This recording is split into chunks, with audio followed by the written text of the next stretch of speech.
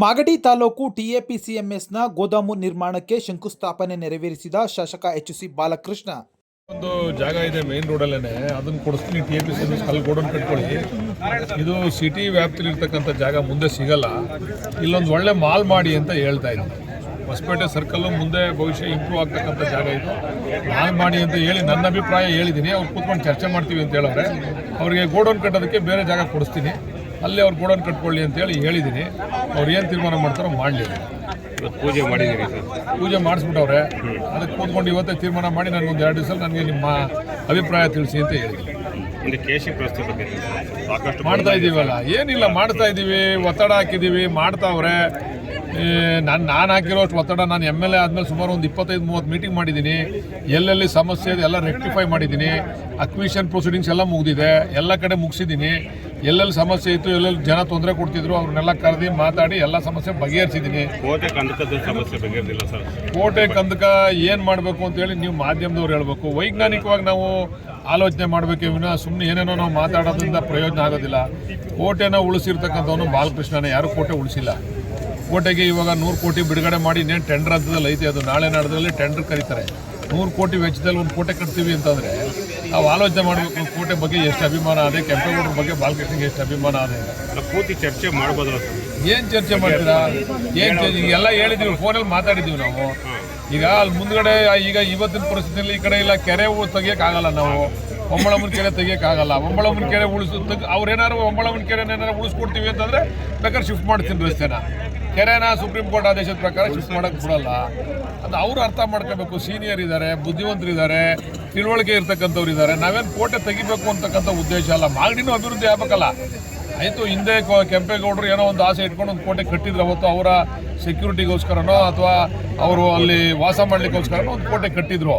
ಇವತ್ತು ಆ ಕೋಟೆನ ಉಳಿಸ್ತಾ ಇದ್ದೀವಲ್ಲ, ಕೋಟೆನ ನಾವು ಸಂಪೂರ್ಣ ತೆಗಿತಾ ಇಲ್ಲ. ಅಲ್ಲಿ ಕಂದಕದ ವಿಚಾರದಲ್ಲಿ ಸ್ವಲ್ಪ ಗೊಂದಲ ಐತೆ.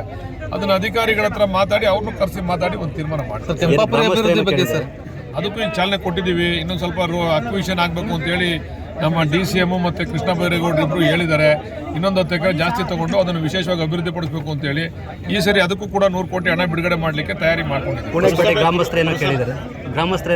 ಹೊಸಪೇಟೆ ಗ್ರಾಮಸ್ಥರು ಇಲ್ಲಿ ಆಂಜನೇಯನ ಸ್ವಾಮಿ ದೇವಸ್ಥಾನ ಇತ್ತು, ಅದನ್ನ ಉಳಿಸ್ಕೊಡಿ ಅಂತ ಕೇಳಿದ್ದಾರೆ.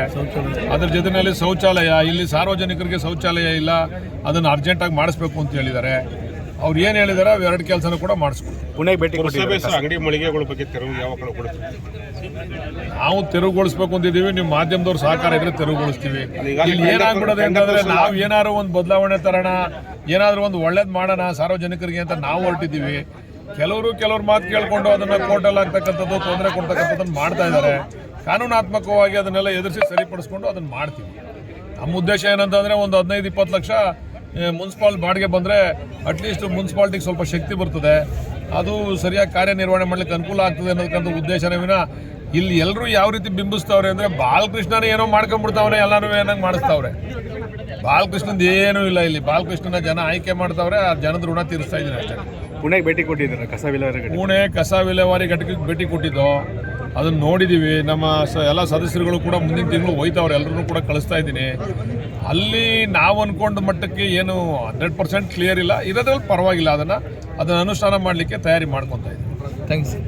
ಮಾಗಡಿ ತಾಲೂಕು ವ್ಯವಸಾಯ ಉತ್ಪನ್ನ ಮಾರಾಟ ಸಹಕಾರ ಸಂಘದ ವತಿಯಿಂದ ಏನು ಗೋದಾಮನ್ನು ನಿರ್ಮಾಣವನ್ನು ಮಾಡಲಿಕ್ಕೆ ಇವತ್ತು ಶಂಕುಸ್ಥಾಪನಾ ಪೂಜೆಯನ್ನು ನಮ್ಮ ನಾಯಕರಾದ ಮತ್ತು ಶಾಸಕರಾದ ಬಾಲಣ್ಣವರು ನೆರವೇರಿಸಿದ್ದಾರೆ.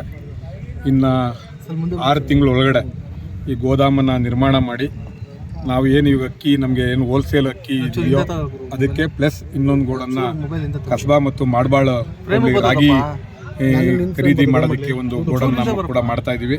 ಇನ್ನು 6 ತಿಂಗಳ ಒಳಗಡೆ ಈ ಗೋಡನ್ ಕಂಪ್ಲೀಟ್ ಮಾಡಿ ಇದನ್ನು ಲೋಕಾರ್ಪಣೆ ಮಾಡ್ತಕ್ಕಂಥ ಕೆಲಸವನ್ನು ಎಲ್ಲ ಆಡಳಿತ ಮಂಡಳಿಯವರ ಸಹಕಾರದೊಂದಿಗೆ ಮಾಡ್ತಾ ಇದ್ದೀವಿ.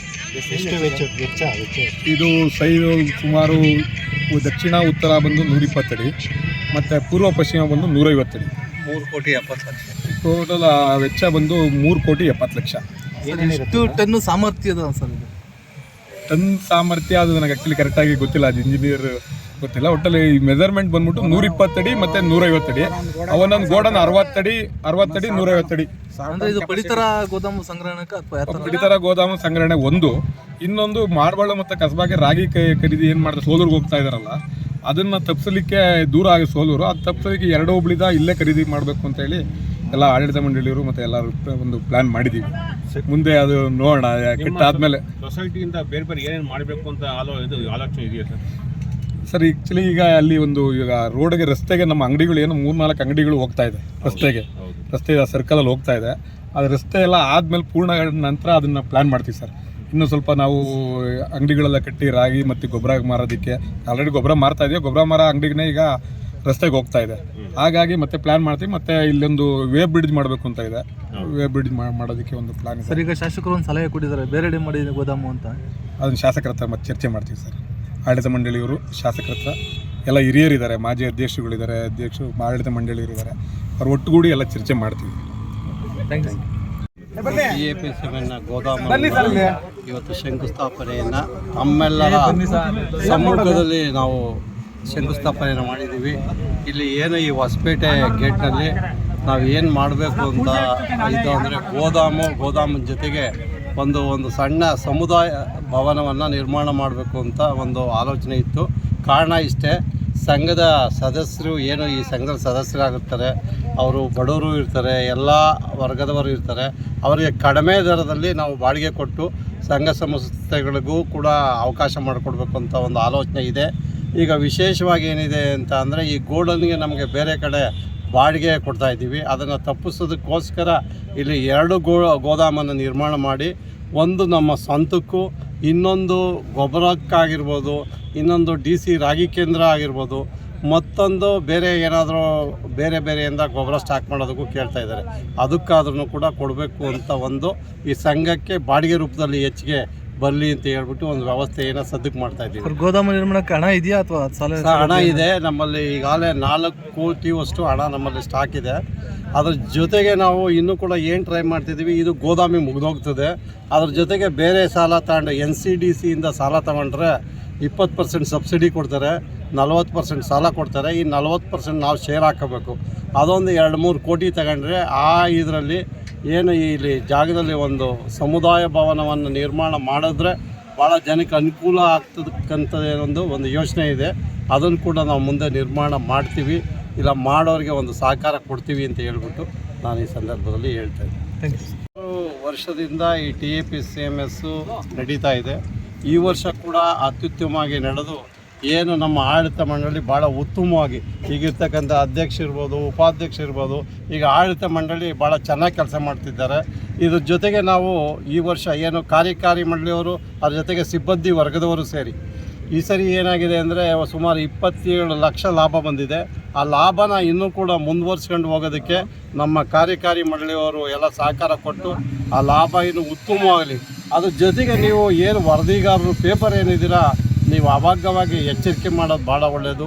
ಏನು ತಪ್ಪು ಮಾಡ್ತೀರಾ, ಏನು ಮಾಡ್ತೀರಾ, ಇನ್ನು ಏನು ಮಾಡಬೇಕು ಅಂತ ನೀವು ಕೂಡ ಸಲಹೆ ಕೊಟ್ಟರೆ ನಾವು ಅದು ತಗೊಳೋದಕ್ಕೆ ಕೂಡ ರೆಡಿ ಇದ್ದೀವಿ ಸರ್. ಈಗ TAPCMಗೆ ಸಾಕಷ್ಟು ಹಣ ಬರ್ಬೇಕು ಸರ್ ಬೇರೆ ಕಡೆಯಿಂದ, ಈ ಬಗ್ಗೆ ಏನು ಕ್ರಮ ತಗೊಂಡಿದ್ದಾರೆ ಸರ್? ಸಾಕಷ್ಟು ಹಣ ಅಂದರೆ ಈಗಾಗಲೇ ನಾವು ಹೋಲ್ಸೇಲ್ನ ಏನು ನಮ್ಮದು ಒಂದು 25-30 ಅಂಗಡಿ ಇತ್ತು, ಫುಲ್ ಹೋಲ್ಸೇಲ್ ತಗೊಳೋದಕ್ಕೆ ನಾವು ಇವಾಗ ಎಲ್ಲ ವ್ಯವಸ್ಥಿತವಾಗಿ ಮಾಡ್ತಾಯಿದ್ದೀವಿ. ಅದು ಕೋರ್ಟಲ್ಲಿ ಕೇಸ್ ಇದೆ, DC ಕೋರ್ಟಲ್ಲಿ.